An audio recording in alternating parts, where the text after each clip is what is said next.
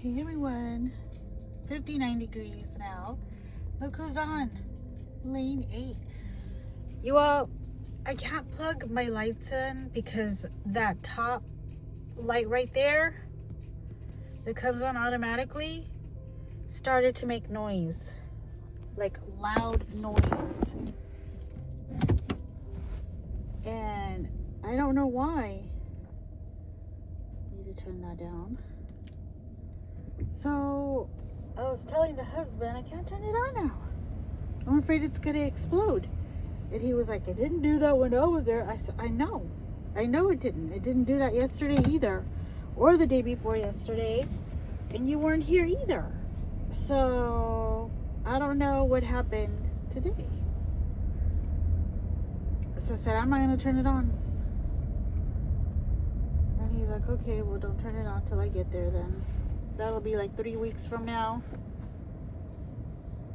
Okay, now my son fixed the front door over here. See, I think it's too much. Whatever. How come everybody else's lights can be plugged in except mine now? I might have to call the landlady tomorrow and let her know. Like, I don't know what's going on. But I don't want the apartment to go in fuego. Can you send someone, please? You all, I have some bad news about the courthouse. I did record myself going all the way over there. I was contemplating stopping by his parents' house, the estranged husband, you know, and see if his dad would sign that waiver, make things a little easier for me. But then I thought, no, because what if something escalates? No, right? So I went straight for the courthouse, had to park, not as far, but still had to cross the street. I had to go through construction to get through the front because apparently now they're working on the front parking area where what used to, no, it didn't even used to be a parking. It was fine the way it was, but I don't know what they're doing, honestly. I don't know, but I had to go through construction. I asked one of the construction workers, hey, how do I get in? He's like, oh, just around the corner right here. And I said, okay, at least I'm in the right place, you know? I don't have to go all the way around. But anyhow, so I get there, you know, they have to do the whole search. The lady that usually sits outside wasn't there. This lady, last time that I went, she was asking me if I had anything in my purse, you know, any knives, guns, I don't know, pepper spray, any of that stuff, right? And I said no, and she's like, are you sure? And I'm like, I'm sure. I don't have any of that in there. They're gonna check my purse inside anyway, you know? Like, I was thinking to myself, like, they're gonna check the purse inside. So this time I thought, you know what? I'm gonna outsmart her. I'm only gonna take my wallet and my phone, and of course my car keys. That's all I took. Well, guess what? She wasn't outside, but she was inside. And she was the one that was checking everybody in. You have to go through the security, right? It's just like an airport.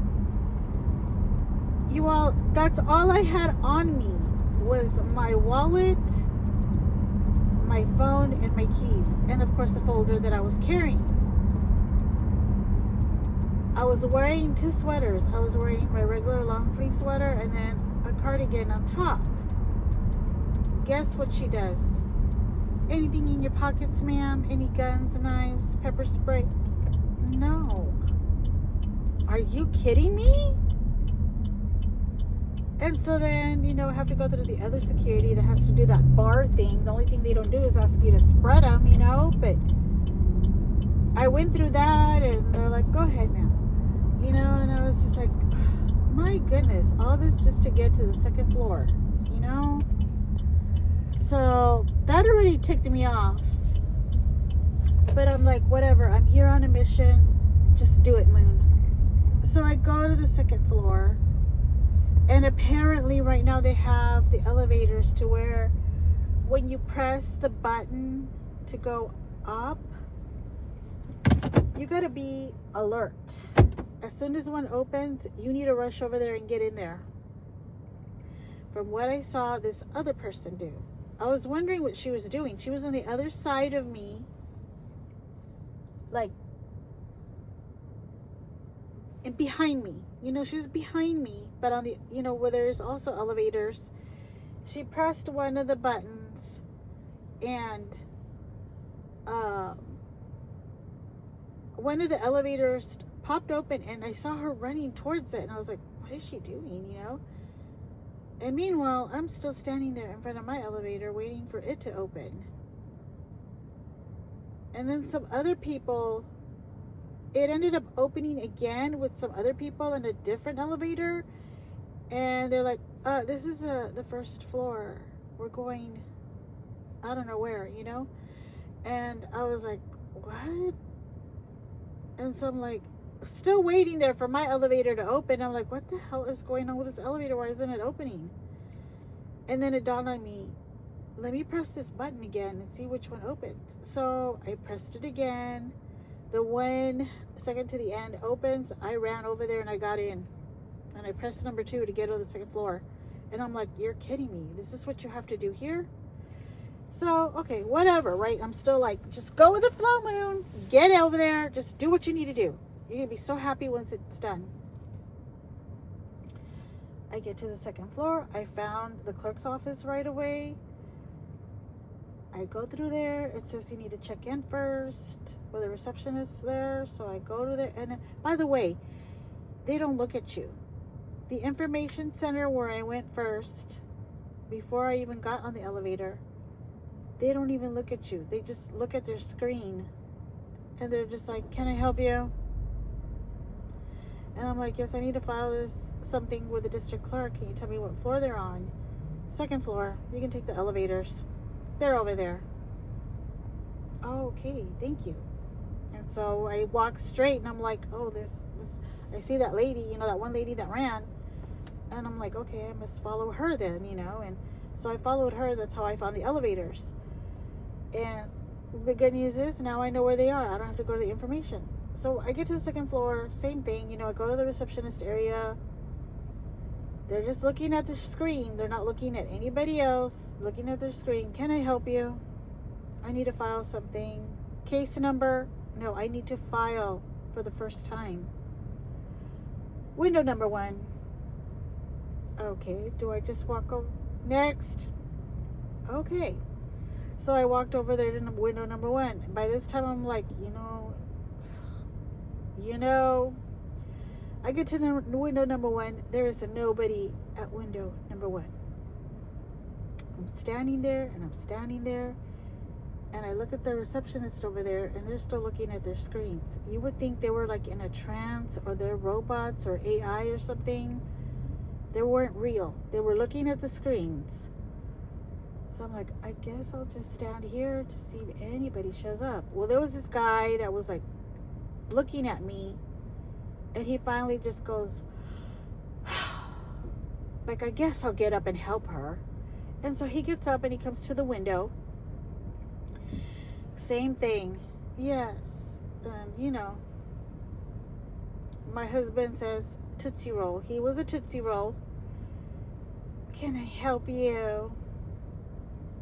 And I was like, I need a file for a divorce. I got the paperwork right here. And he's like, oh, okay. I did do a waiver to see if I can get the court, or rather the affidavit to get the court fees waived because I can't afford it. Well, this is the wrong form. We don't accept this form anymore. That's outdated. You need the new form. The new form is 13 pages.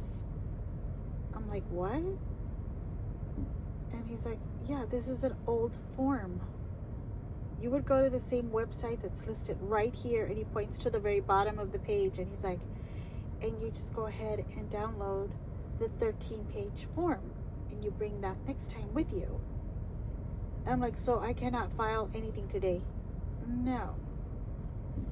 And I said, I really wish somebody would have told me this when I called. I called several times asking about this form, this one particular form, before I finally got help filling out the paperwork and coming over here. And he's like, what did you ask? sir, I just explained that I called. Nobody said anything.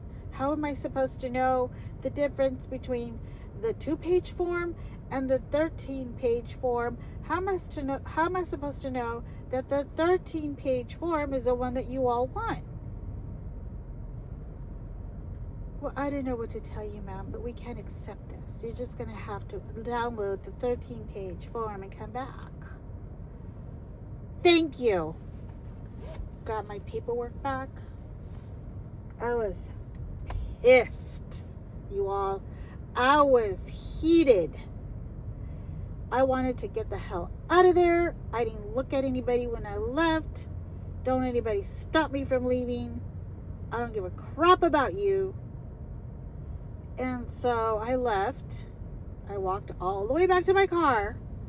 It's drizzling again. I get in my car. I call my daughter-in-law and I tell her, you know, what the deal is. And I said, I'm not blaming you at all. I'm just really upset that I wish they would have told me this over the phone. So then I decided to call the clerk's office on the way home. Because, like I said, I am fuming, you all. I'm fuming. And he answers. I'm like, great. So, were you the one that I just spoke to? Yeah. And he's like, yes, that was me. And he's like, how can I help you? And he was a lot more friendlier. And I'm like, oh, now you're friendly. You weren't too friendly at the window, buddy. So, I'm like, I need to talk to your supervisor or someone else. Oh, okay, hold on. So then he transferred me to the supervisor, right? I talked to her and I'm asking her about this. And I said, why didn't anybody tell me? Ma'am, we're not allowed to give you legal advice. Where did you get that from? Because she's telling me the laws have changed, yada yada. When did you download that form? And I said, about a month ago. And she's like, well, let me look in the website. I said, yeah, it's in the website. That's the one I downloaded, the only one that's in the website. And she's like, that's not possible because the other form should be there, the updated one. And she's like, let me look. And she's looking and she goes, but in the meantime, we're not allowed to give you any legal advice. We cannot advise you what forms you need to bring and yada, yada, yada, yada. And I said, ma'am, all it would take was, if you're going to ask to see if you can get waived the court fees, make sure you download the 13-page form, not the 2-page. The 2-page we're not going to accept. Download the 13-page. That's all. How hard is that? That's not legal advice. That's advising the person, hey, download this one, not that one. That's not hard. Nobody's going to get punished over that. You know, but every time I call, you all just give like little nuggets of information, tiny little pieces. And if I don't have the right questions to ask, like about the form, you all will not tell me. And she's like, well, as I said, ma'am, we cannot give you any legal advice. We cannot tell you what forms you can file and which ones you can't. When you come and you file your own paperwork, you're acting as your own attorney, which I call bullshit on, by the way. That's bullshit.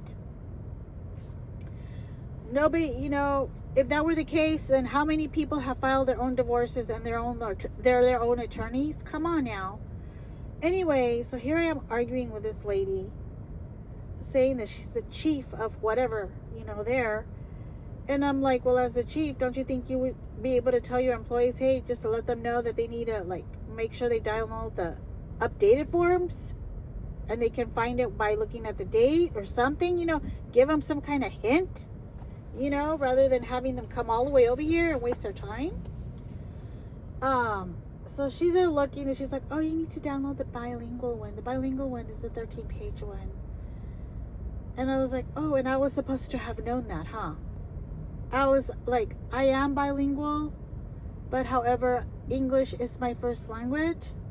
So how was I supposed to know that, oh, don't download the 2-page, download the bilingual?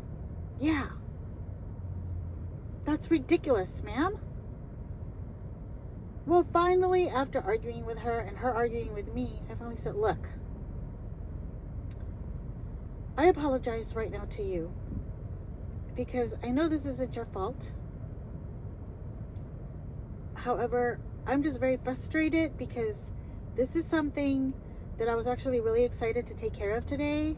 I was hoping everything was done correctly because I did make my calls to this office, right?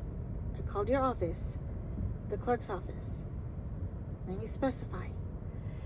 And I asked the questions that I needed to ask. I got my forms filled out by someone that helped me with them. I wanted to make sure everything was correct. I said, and I've been trying to do this for years already, ma'am. The person that was married to me married somebody else. They committed bigamy. I want to get clear of this person. I don't want to be married to this person anymore. And they're not of any help to me. They're not wanting to help me out by paying at least half for this divorce so I can go to an actual attorney. And that's why I'm asking for the waves to get, for the fees to get waived. And she's like, well, you can go to the police and you can file charges. And you can go to the federal and have them, or the DA's office or somebody, she mentioned. And I said, well, I wish I would have known that too back then. Nobody ever informed me of that. And I did go to the police right away when I found out back in 2007 or 8, one of those years. I said, bet the statutes have run out. And she's like, unfortunately, yes. And I said, and at the time that I went to the police department, I took them the evidence. I took them both marriage licenses, mine and theirs, and they did nothing. They probably smoked it or used it as toilet paper because nothing was done. I said, so here I am years later, getting the runaround from this man, thinking he was going to help me at one time, and he hasn't, and now I'm finally fed up, and I don't want to be connected to this person. She's like, I understand. She's like, I'm so sorry about all that, and then I just said, well, thank you for your help. And we hung up. But see, these people don't understand that just because they know the rules, they're familiar with the forms, they've been doing this for a long time. People like me coming in from the outside, we can't even find our way into the courthouse because they're working on it. And by the way, yes, it's looking way nice. It looks kind of like those from the movies now. It doesn't look really old and torn down anymore. But, because they're working on it, parking's a bitch. And just to get in there is a bitch also. They know where to park. They know how to get in there, in and out. Easy peasy. We don't. We're going there lost. We don't know for sure what forms. We call, we ask questions. They give us minimal information. And that's it. So needless to say, you all, it didn't go very well. But I'm like, okay, I had to think about it this way. Now I know. Now I know what form I need. I'm going to have to fill that one out. Go make a copy of it again. 2 copies, 3 copies. And go again. Just go again to the courthouse and file it. Now, when will this form be filled out? That's a very good question. Hopefully, my daughter-in-law can just transfer the info for me and get it done, I'm gonna owe her, that's for sure. I'll get her a coffee or something, I don't know, a gift card, I don't know. I will get her something once everything's done, because yeah, this is a whole lot of crap just to try to get myself away from this person. It's like this person has a hold on me and will not let me go. It's unreal. So, you all, if you can all just pray for me, please, that this gets done. I want to be with the person that I love, and I'm with him right now. However, I don't want to be living in sin. I don't want to be like the adulteress here, living with another man, still being married to a man who is married to another woman. I know, it sounds like a bad LMN movie, but that's what's going on. I'm with a man that I do love, and I want to be with this man, and regardless of everything that's happened, you know, and I want, you know, for our relationship to be blessed. I know you all are probably tired of hearing me say that, but I don't know. I really truly believe that once we make this legal and before God, I think that the arguing will subside. I know we'll still argue. Everybody argues, right? All couples argue. I just don't think it'll be as ugly anymore, and I don't think it'll be as painful anymore. I think it would be a lot better for us. But I can't seem to move forward being tied down when I'm trying so desperately to get free. So, anyhow, like I said, once again, I am not asking for money. I'm not asking for sympathy. I'm asking for prayer. That's it. Prayer is free.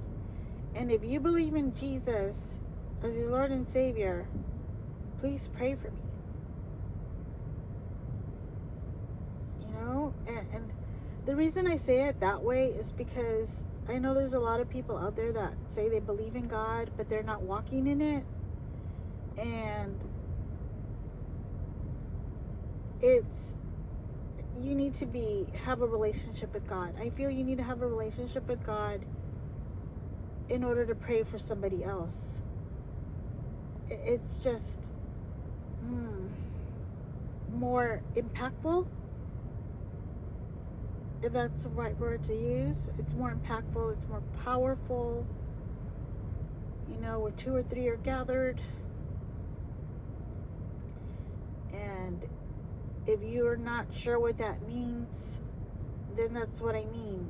You know, I don't know where you stand with your relationship with God. And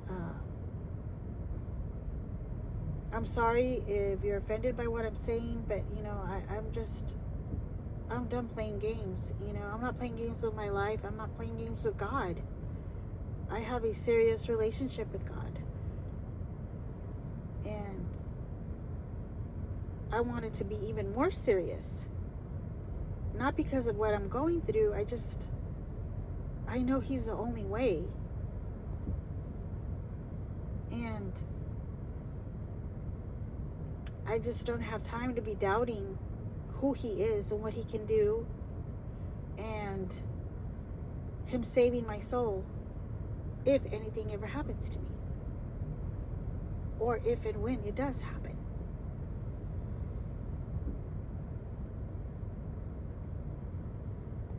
And so, you know, that's my prayer to you all. I know, you know, you all are like, I'm good, I believe in God, you know,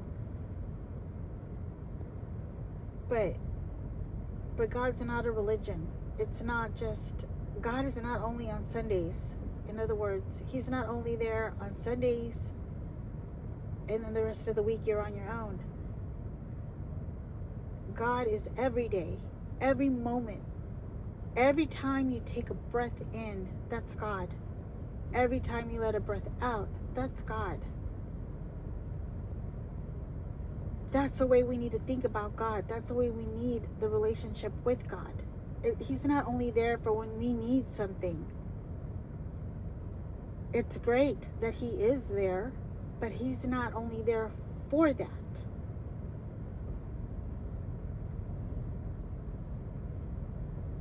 And I was listening to some songs earlier, and then that song that I shared on my community post came across. I had already heard it before. We sing it a lot at church. And I thought I had shared it already. So I was looking through my community post and it wasn't there. I'm like, well, that's odd. I thought I had shared it. So I shared it again. And man, it reached me differently today. Because I'm sitting there thinking about Him, you know, thinking about God, how much I love Him, and the words, just the words of that song,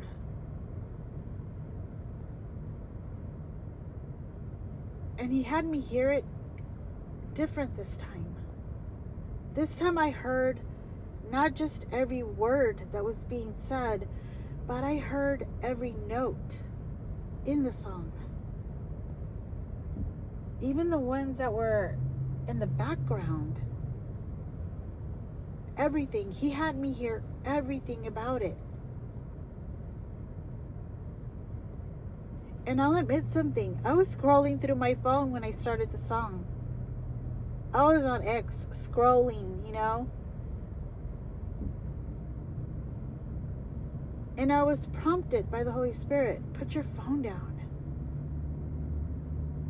I want to talk to you. Oh my God, I don't want to cry.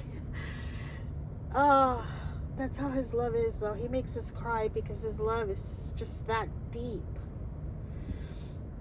And he's like, I want to talk to you, right? So I put my phone down and I'm listening to the words of the song and the music. Like I said, that was him speaking to me at that moment. That's a relationship, you all. That's the one that I crave for the most. That's the one we as human beings were created for, to crave that relationship with God, with our God.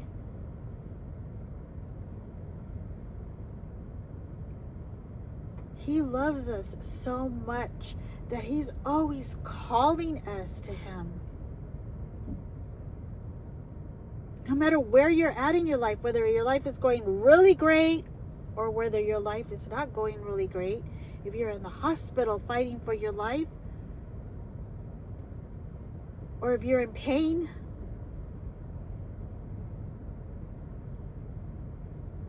he calls to you. And I'm just encouraging you to answer that call. Because regardless of nothing went my way today like I was expecting, I still love my God, my Father, my Abba. And I love you all too. Thank you for listening. And I will talk to y'all again soon. Bye.